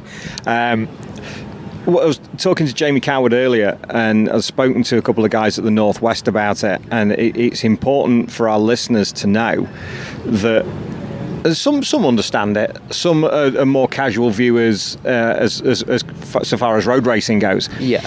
You don't sit down very often, do you? No, you stood on the pegs. Yeah, you stood on the. That's what I found. The 600 is like say, it's like an armchair. You just get into that, and it's lovely. You can just sit in it. You just cruise side to side. And really quick Sunday ride. Yeah, but then you jump on the big bike, and you just stood on the pegs halfway around, letting the seat whack you in the backside the whole way around and whatever else. But no, it's like you say, it's completely different demand and place. There's nothing like it. Even the Northwest. I said to my dad, it says quite bumpy going into Mavis Chicane, and he was like, "Well, you better prepare yourself, because it's going to be a lot bumpy around the TT course." And then, like rightly so, I went round there, and I think it's definitely got bumpier than ever. I know they've done quite a lot of work, which is being good. Like Stella Maris is unreal and everything, but I think just the general from the traffic, which, like you say, it's an everyday road. Like now, people are driving around it doing their daily business. Exactly. So, like you say, that road's been used for 3 years. Maybe if it was like, I don't know, maybe if we were here for the past 3 years, you wouldn't notice so much of a change, but because you've been away from it for so long, I think that's having another effect on everybody, because they can't, it's like you say, it's 3 years. 3 years is a long time to remember. It's exactly what Jamie Coward said. Yeah. The course still goes the same way. Yeah. But there are so many new variables as vegetation's grown. It's maybe covered a braking marker that maybe they used, and he said that the road in some areas of the course, that top layer of aggregate has worn away, and there's just little dips and things that might just unsettle the bike, whereas before it didn't. But you've got a bigger problem with the fact that you now have jumps and tighter curves than you've ever had before. That going out on the big bike around here. Exactly. Everything comes a hell of a lot quicker. You're going through places and I'm thinking, what's next? And just like you say, like I said earlier, I go say if I'm going through Crosby, for example, I'm thinking about Greeba Castle. I'm thinking about where I'm going to be braking at Greeba Castle, coming down the gear, thinking about then Greeba Bridge. I always think ahead. You prepare yourself for ahead when you're in that one corner. Then you just think. I just try and think of ahead, and then you're prepared for it. Then, like you say, on the big bike, things come so quick. When you're at Greeba Castle, you're at Greeba Bridge before you know it. It's a couple left rights at 160, 70, 80 mile an hour, and you're there in seconds. So that's what I find. I'm just always preparing for the corners ahead, so you know what's coming, and then you know where you are on the road, and just make sure you got plenty of road around it. The most prime example, that's really bad English, but the prime example of what I feel that goes through your head as a rider on a 1000cc bike is Milky's lap that he did for RST when he did it section by section. Right. And he's coming through, and maybe you don't think of it quite so intensely, I don't know, but I'll come to that in a second. But he's you're on the gas here, second, third, fourth, mind the grate there's a bump there, steady yourself for that, up on the pegs, through that. A lot of that will come second nature to you. Yeah.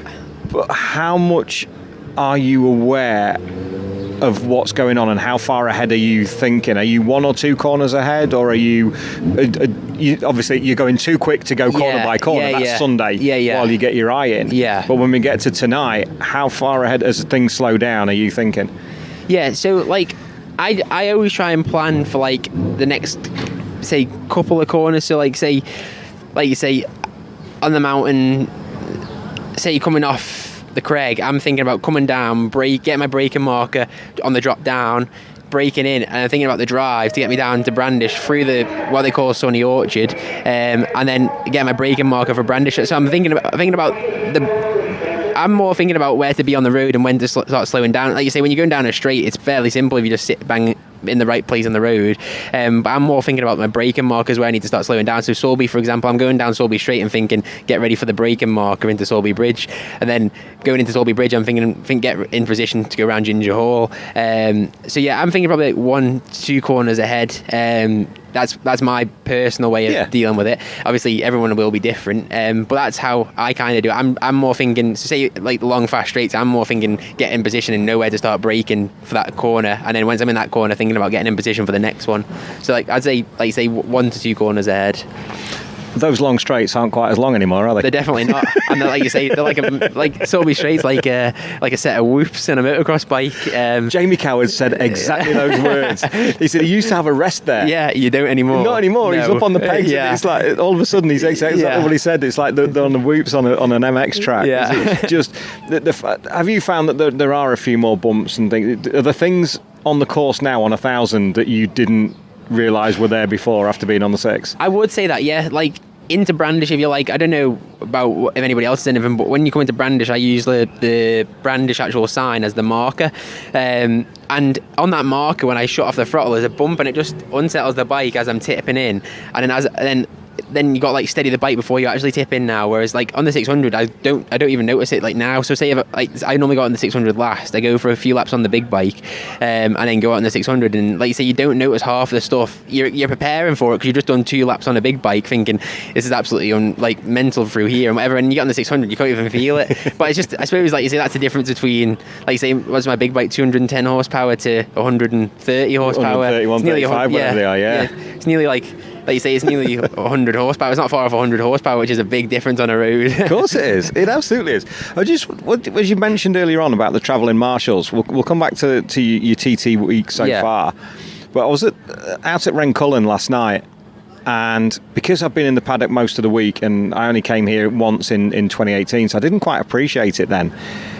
Man, those travelling marshals are quick. Yeah, well, they're not shabby. Yeah, they're not. They're all Manxies, and they're all ex-racers. So I think you have to have raced around the TT course to get the job, if you like. So like you say, when my dad was a travelling marshal, he had done it for. I think he'd done it for over 10 years, but then when my brother started doing the Manx Grand Prix and I started racing and everything, he kind of said, I don't want to be out there, because he's out there to do a job. So Absolutely. Say if I have an accident or my brother had an accident when he was racing, he can't just drop what he's doing to go and see us. He's there to do a job for the event, not for us. Of course. So he kind of let that slide. But yeah, they're all like Tony Duncan, who's the chief travelling marshal. I think he's won a Manx Grand Prix. There's a few. Johnny Hegg, he's another travel marshal. He's one of the newcomers Manx Grand Prix. They're all Manxies, and I think you've all got to be at a competitive kind of like pace, or you've had to be to get the job, and then obviously you learn the medical side when you get the job. Yeah, which is the other side to it. But the pace they came through last night, and they obviously enjoy Rencullen as well. Yeah. Because they can have a little smile on their face. I know it was a difficult night last night, as we know, with the loss of Mark Purslow, and our deepest condolences to Mark's family and friends, of course. 100%. But watching the travelling marshals, because whether people know the protocol or not, when there's a full course red flag, you pull up at the next marshal, the very nearest marshal post, don't you? Yeah, that's it. And only when the travelling marshal comes through can you guys hop on the back, and it's a speed controlled lap back to the paddock. That's it. But it's not slow, is it? It's not slow. And like you say, do you know, one thing I say about them travelling marshals is they've got to have some commitment, because say if there's an accident on lap 5 of the Superbike race on Saturday, touch wood there isn't, but obviously if there is, they've been, so us boys are 5 laps into a Superbike race, getting ready to go on to maybe our last lap, where maybe like the likes of Dean and Hickey and all them boys are fighting for a podium. There could be a slower rider that they're catching up to lap that's had an accident. Them travel marshals have to come put their stuff on. Their bike will be stone cold, their tyres will be stone cold, and they've got to go in at a reasonable pace to get in the mix of them, which I wouldn't want somebody doing 130 plus mile an hour coming up on me with freezing cold tyres and a freezing cold bike on a road bike, going to an incident. They are standard bikes with panniers with all the kit inside it as well. That's it. They've got trackers and everything on them now and whatever else, but they've got it's a commitment. Like you've got to be going some rate, get some heat in your tyres while, say, because there's one at Ballacrane, for example, so they could be coming through the start line. It takes 4 minutes, if that, to get to Ballacrane on a big bike. So to Glen Helen, that is. So to Ballacrane, that's, say you could knock off another minute and a half. You've not got long to get a move on if you're going to, like, I don't know, Douglas Road Corner or Kurt Michael or something like that. Yeah, so I know 100% that the top guys, like as all the other marshals and officials. No question. It was just what I'd seen last night with the bikes going through, and you look at it and you're just like, what? Yeah. I sort of half expected a reasonable pace. Yeah. But when the marshals were on the just at the crest, and there was travelling marshals on the way. Please step back. So we stepped back, and all of a sudden this production Fireblade with a big orange jacket and panniers came through Rencullen exactly the same way you guys do, and it just took me by surprise. I'm like, these guys are men. Yeah, definitely. And like you say, and they're doing a job at the same time. Yeah. So it's good that they can, like you say, it's also good because, like you say, full well that they'll be, like you said earlier, they'll be having a smile on their face. And it's good that they get both benefits of it. Obviously, sometimes they have to deal with things you don't want to deal with. I couldn't agree more. But like you say, when they've got to bring us all back, at least they get like a little run to themselves. You could say it's like a bit of an appreciation, couldn't you? I think that's a great way to put it. Yeah, I think that's the perfect way. But it just was like, wasn't expecting that. And also the marshals prepare you, don't they, for when they're coming, because you've got to piggyback straight on the back of that, and if you miss them, you've got to play catch. Well, you can't play catch up. You've got to be within your limits. And but you get, actually, I was just saying, I stopped with Sean Anderson last night, and we were just chatting away about bikes and the TT and everything, and I was saying you kind of get a bit of a taste of what they feel like, because our bikes, obviously the tyres and everything, we're used to just going out, the boys look after everything with the tyres and everything like that, but we kind of get a taste. We were one of the first ones last night to get onto the back of the Traveller Marshal, and our tyres were freezing cold, and you kind of get a taste of what it feels like for them jumping straight into it, and them towing you along with freezing cold tyres and freezing cold hand. Look at where did you get? Griever Castle I got to. So, okay. Yeah. So you weren't up on the mountain freezing your nuts off up there? That was on Monday night. I was freezing up there. Oh. The marshals up there looked after us. They give us all biscuits and whatever else. So excellent. They're a good bunch. That's mega. And like I said to the other boys, now you know what they do for us to stand up here all night and let us play on our bikes while they're freezing cold. Is you appreciate it? I'm always one that appreciates the marshals, because like you say, without them it wouldn't happen, would it? No. And it's the same whether we're at BSB, whether we're here on the roads, and you're absolutely right. I mean, there's it's a very, very different marshalling experience here Yeah. than it is at BSB. Yeah. Thankfully. Yeah, definitely, From yeah. the short circuit perspective. So that a big thank you to all the marshals and medics and the travelling marshals and the volunteers out on circuit, because without those guys, I can't say we, because Yeah. I don't. Yeah. I just sit here and drive a microphone and a But phone. you still enjoy it from it as well. So, it's for everybody, isn't it? It is. And that's, and like you say, that's not just here. Like you say, it's everywhere. British Superbikes, even club racing, everywhere. Absolutely. They're the people that make it happen at the end of the day. They really do. So to the Orange Army and to the Red Army as well with the medics. Thank you very much. Sunday, I can't remember, did we ask this question already? I can't remember, because I'm quite thoroughly enjoying the conversation. I can't remember where it's been. Sat on the start line, man's got his hand on his shoulder. Yeah. You're on the big bike. What were you thinking? Just thinking, I was just going through the motions. Like you say, I was out. The experience beforehand, I was like, can't really believe it's happening. Obviously, it's my first TT. I grew up wanting to do the TT. I'm sat on the start line thinking, is this actually happening? And then, I was just looking at everything. And obviously, the TT with the crowds and everything, it's just, you're like, all these people are here watching you do what you love doing. They love watching you do what you do. And it was just an unreal feeling. Like, I didn't really know. There's not really words that can explain it, if I'm honest. Is there not pressure? Because I think that's the wrong word for your first TT. But how much do you feel the local support? Oh, it's massive. Like, on my social media and everything, I couldn't believe it. Like, my Twitter, for example, I think in the last couple of nights I've gone up like 250 followers, because obviously I'm just a young Manx kid that loves riding his bike, and I was like, my phone was going mental. I was like, what's going on here? But then I didn't realise what time I had done, and then they were all like, hey, you're doing the Isle of Man proud and everything else, and I just like flying the flag. Like you say, I'm a local lad. They love bikes, and I'm glad that I can, like you say, if I'm honest with you, I think if I was even not doing the times I'm doing, I think they would still support you, because they just like supporting your own. It's one thing with the Isle of Man, everyone, like you say, people always say, is it true that everybody knows everyone? But normally 9 times out of 10 I go into Corco's garage, which I live just in Onken there.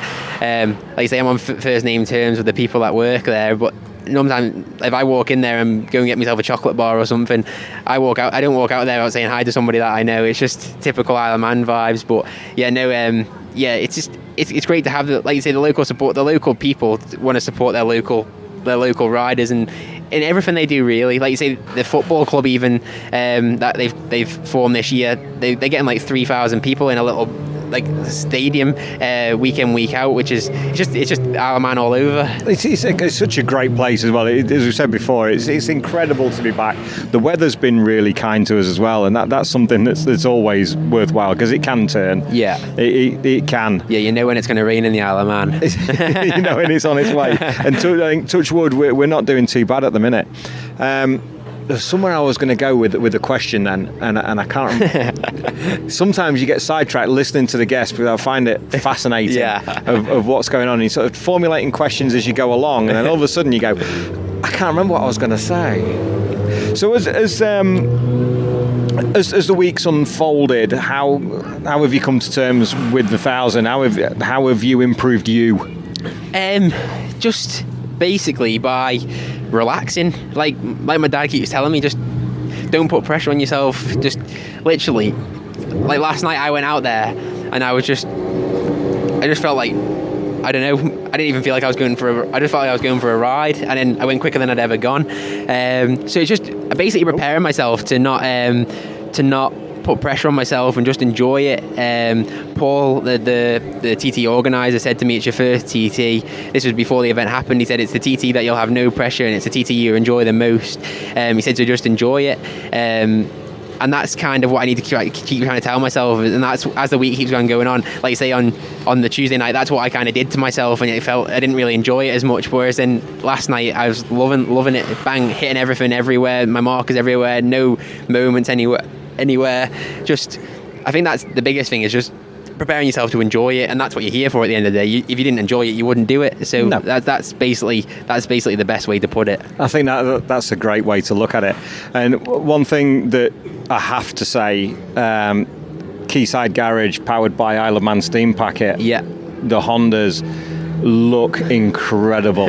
For a Manxman with that livery, Yeah. you've nailed it. Yeah. You've nailed it. So it's a bit of a combination, really. The Quayside Racing is Quayside Tyre and Service Centre, which is a family-owned business. So me and my dad and my brother work there, along with another 7 or 8 great guys. Did I say Quayside Garage? Yeah, the same thing. Same thing. Yeah, same thing. So basically, it's just like a little garage down on the quay.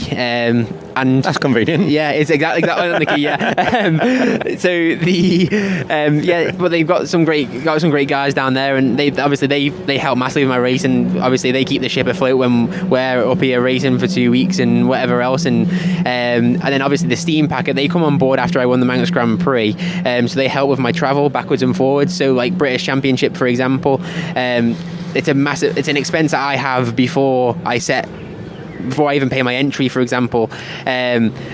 Whereas, like, if you live in Preston or you live in, I don't know, London, all you've got is fuel to pay for, Sure. whereas I've got a £600 boat to pay for. So without them, it wouldn't have happened, because, like I say, the British Championship has helped me massively on the big bike, and the steam packet of it helped enable that. So I thought, as a thank you, nobody's ever done it for them before.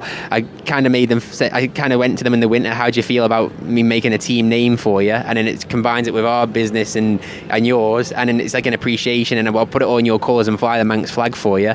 And then, like I say, I'm local, so it all just works. And I think, to be fair, I think they're happy with the job I've done for them. They just love seeing the colours out there, and I think they appreciate the appreciation, because like you say, I've never, for as long as I've never known it other than like a little sticker being put on a bike. So it's just great to, like you say, at the end of the day, the steam packet of the lifeline to the island in COVID. They helped out to get all of these teams here. Without the steam packet, they wouldn't be here. So it was just great to fly the Manx flag and go from there, really. There's some ice cream coming your way, mate. I know, it looks good, doesn't it? There's some ice cream for you, look. Check this out. Help yourself to the ice cream, mate. That's awesome. You've got full 99. I didn't even expect it. I've never done a podcast while somebody's got a 99 in the hand. A proper Manx one as well. It's a proper Manxy ice cream. I like that. I'm going to have to fill now while you're feeding your face with that. It's all right. I can multitask. This is the first time I've ever done a podcast with ice cream. It's brilliant. Bloody hell. Talk to us about Stock 1000 over on the mainland. What's the season been like there for you so far?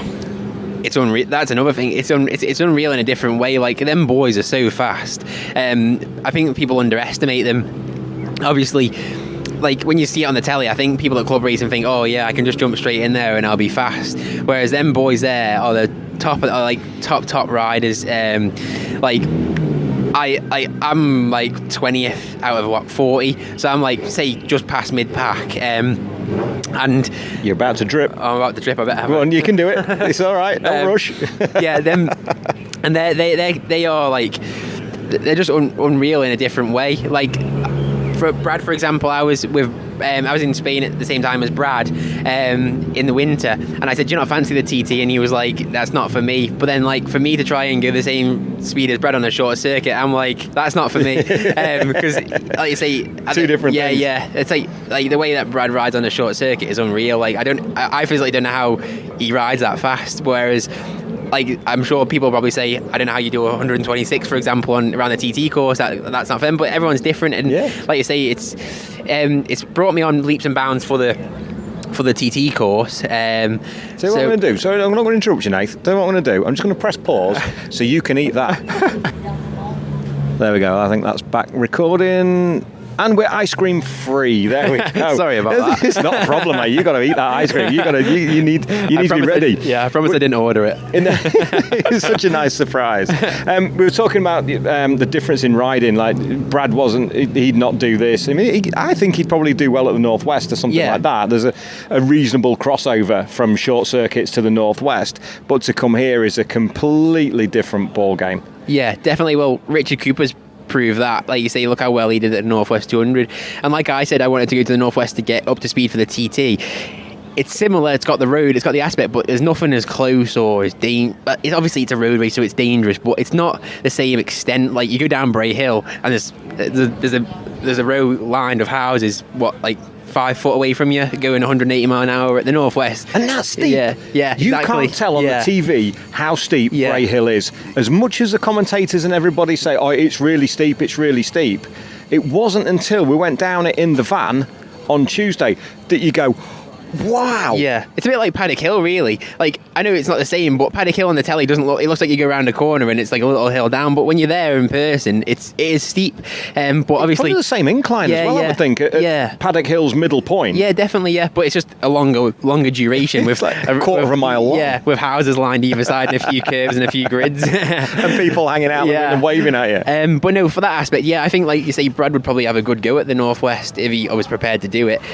Or the other boys at the front of British Superbikes, like you say, they would more likely go well. Whereas here, it's a completely different ball game. There's like a select through. Well, look how well Glenn's doing. But I think the problem is you have to come for the want of wanting to do it for the racing and not for the money. If you know what I mean. Absolutely the right reasons. Any of them guys would get good money to come and race here. But like to Glenn wants to be here to do it. He's done his time at the Ulster. He's done his time at the Northwest, and he's decided I want to have a go at the TT now. Same as maybe I don't know Hickman. Look at him now. He runs well at BSB, and he's fastest so far, I think, this week. But I think it's the want more than the want for. You have to want to do it. You have to want the thrill and the adrenaline for the rush. right reasons. If you're coming in here for the money, then you're absolutely out of your depth. Yeah, definitely, completely. Yeah, and like you say, you just take in a box, and I couldn't actually imagine how that would feel. Obviously, me being a Manx lad and whatever else, I just come. I have to pull all my sponsors in together to try and get here, and it's because I want to be here. Whereas, like you say, I'm sure some of them boys would get a good help to get here and to do it, but like you say, it's not the reason to do it, and I think that's the reason why a lot of them don't do it, because like you say, they value what they want to do. You've got to want to be here, not to have to be here. Exactly, and that's the secret, isn't exactly, it? Definitely. And that's something I know we're a little bit longer than I anticipated, but I don't want to keep you much longer because you've got a practice session to go to shortly. 2 quick questions to finish. Yep. What's your favourite corner, or seeing as we're at the TT, what's your favourite section of the course and why? I love the mountain. Obviously, with my injuries and stuff, certain places work better and certain places don't. But I love getting to Stella Maris, which is just on the run into the hairpin. I love getting there, and that whole section from there over to even to the grandstand. I know the Governor's Dip is a bit horrible because it's green. Yeah, it's green, slow, but it's like it's TT history, isn't it? You got to keep it. But and everybody has to use it. So it's not the same for everybody. Yeah. So there's that. But I definitely, like you say, I'd probably just say straight back to the grandstand from Ramsey. I just love how fast flowing it is. It suits my style. I don't know. I click with it. And then the worst section is probably end of the Cronkovody to Ramsey. Actually, end of the Cronkovody to Sulby. I don't actually mind that really bumpy section from Sulby to Ramsey. I actually quite enjoy that bit. It's testing, and that's what the TT course is. Is that through K-trees in that way? Yeah. So that's the bit I don't mind. Okay, that's good. I don't mind that bit, but it's the bit from end of Cronkovody to say Sulby Bridge. Right. It's more. It's not because of anything in particular. Anything like because it's bumpy or anything. Because that doesn't really bother me. But it's the fast change of direction. With my leg and the injury that I sustained back in 2015, I changed gear on the other side and everything. So I don't know if it's just because my leg's a little bit weak, but trying to change it from side to side, I'm having to use a lot of my upper body strength to get it side to side, and I feel like I struggle quite a lot with that. So that's probably the worst section I have as well. And the final one, but you might have, you might not, I don't know. But if you've been to Almeria and places like that, you might have. What's your best hire car story? Oh, do you know something that somebody already snitched on me of what I've done this year? I wouldn't really say I've got a hire car story until this year. I didn't even get out of the car park. We hopped in it. They were like, "Which van do you want?" Because we had a few of the it was obviously the family and then a couple a sponsor come with us. I hopped in it, and then there's you got a Vito or a custom. I was like, oh, I drive a custom every day. Let's go for the Vito. She goes, it's brand new, and I was like, all right, yeah, no worries. She goes, it's automatic. So I was like, oh, even better. I hopped in it, and then I don't know if you've been to Alicante Airport, but to get out of there, it's quite tight to get around the little and obviously you've been on the wrong side of you're driving on the wrong side and everything like that. So I hopped in it. All the suitcases are at the back. Tried to get out of the right-hander, didn't make it, so I thought, I'll fling it in reverse. So I fling it into reverse because it was automatic. Reverse right back, smashed into the back of a Ballard, smashed all the back window out, and I didn't run. My dad just looked at me. Luckily, he took the full insurance out of it, and I was like, he just looked at me and he went, you're sorting this out. And I was like, I didn't know what to say. I was like, well, there was everybody in the car. They could have told me there was a pillar there, and then they were trying to say, oh, we're not driving, you're driving. So they had to get out close straight out. So yeah, there I was 5 minutes after I picked the keys up, running back down to the terminal saying, that brand new Vito you gave me, I've smashed the back of it up. So yeah, that was it. And then I got me, then I ended up back in the Ford Transit Custom, which I drive every day anyway. You ended up with it that way. Yeah. That's incredible. Nathan Harrison, thank you so much for joining us, mate. I know it's a busy afternoon and you're on demand, and when I came to see you earlier on, you'd got your front brake pads out and you were cleaning them with the air and with the paintbrush and everything, getting everything ready. Yeah. The bikes are lining up for scrutineering, as we can hear. We're out on track shortly. I know we're a little bit later tonight, so there's a little bit more time, but mate, you need to go and get ready. Thank you so much. What an absolute pleasure. No problem. Thank you very much for having me here, and can't wait to get back out tonight. Let's catch up next week, shall we? After a bit of racing, is that all right? No problem. Let's have you back on again. Yeah, sounds good. Brilliant. Nathan Harrison, thanks, mate.